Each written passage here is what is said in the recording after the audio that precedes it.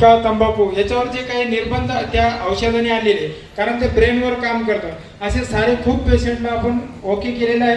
तर जास्त बोलायची संधी दिलेली नाही, 1 मिनिटाचा वेळ आहे. असे भरपूर रिझल्ट आहे. तर मित्रांनो, एकच सांगेल, जे पण कोणी नवीन व्यक्ती असतील कुठलाही डाऊट घेऊ नका आणि वेलकम करा. तर थँक्यू सर, बोलण्याची संधी दिली. थँक्यू.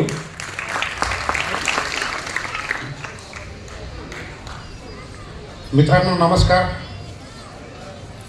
मित्रांनो नमस्कार. ओके, मी विष्णू गाडेकर, बुलढाणा. माझा मोबाईल नंबर आहे 9850373732. माझ्या आईला 19 डिसेंबर 2025ला पॅरालिसिसचा अटॅक आला होता. 19 डिसेंबरला चिखलीला MD कडे, मी डॉक्टरचं नाव सांगतो, डॉक्टर जयस्वाल यांच्याकडे भरती केलं होतं 19 डिसेंबर 2025ला. आणि 22 डिसेंबर 2025 पर्यंत माझी आई तिथे होती. दिवसेगणित म्हणजे दिवसेंदिवस माझ्या आईची तब्येत आमच्या नजरेसमोर एक एक पार्ट तिचा फेल होत होता पॅरालिसिसमुळे. राईट साईड माझ्या आईचा पहिला हात भिजला पडला, पाय पडला. आणि त्यानंतर 22 तारखेला आम्ही डॉक्टरांना बोललो की म्हटलं सर रिझल्ट काही येत नाही आहे तुमच्याकडे ॲडमिट होऊन. तर म्हटलं काही दुसरा पर्याय आहे का? तर त्यांनी सांगितलं की ठीक आहे, तुमच्या मनाची समाधानी म्हणून तुम्ही इथून घेऊन जाऊ शकता. मग आम्ही इथे ओरियन सिटी केअरला डॉक्टर वट्टमवार सरांची ट्रीटमेंट घेतली.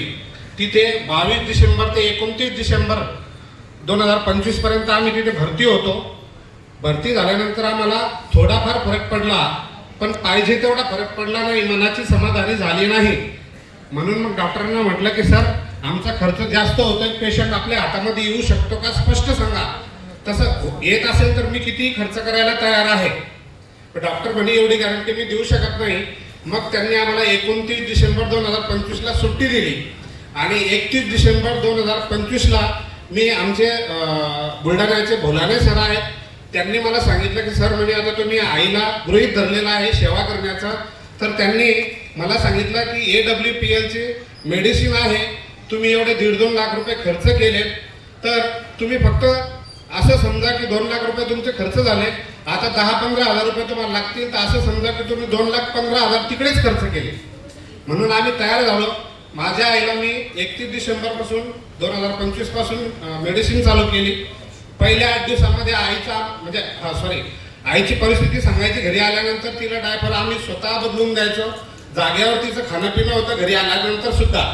परंतु AWPLची आम्ही मेडिसिन दिली. मेडिसिन दिल्यानंतर देत आम्हाला दिवसेंदिवस म्हणजे 4 दिवसानंतर आम्हाला थोडाफार फरक जाणवला. 1 महिन्यानंतर आमची आई स्वतः जागेवर उठून अशी कॉटच्या आजूबाजूला फिरायला लागली. पण तरी आमचा कॉन्फिडन्स वाढला नाही. सरांना विचारलं, म्हटलं सर म्हणे तुम्हाला एवढा फरक पडला, हा भरपूर आहे, तुम्ही अजून एक काम करा, अजून मेडिसिन कंटिन्यू करा. मी तुम्हाला 3 महिन्याचा शब्द दिलेला आहे, 3 महिन्यापर्यंत तुम्ही थांबू नका. आता 2रा महिना संपलेला आहे. माझी आई स्वतः कोमोड संडासवर जाते, स्वतः कोमोड संडासवर संडास करते आणि मागचा जो स्प्रे आहे ते पण सुद्धा स्वतः मारते. आता 3ऱ्या महिन्याची औषधी घ्यायला मी या प्रोग्राम निमित्त आलेलो आहोत. थँक्यू.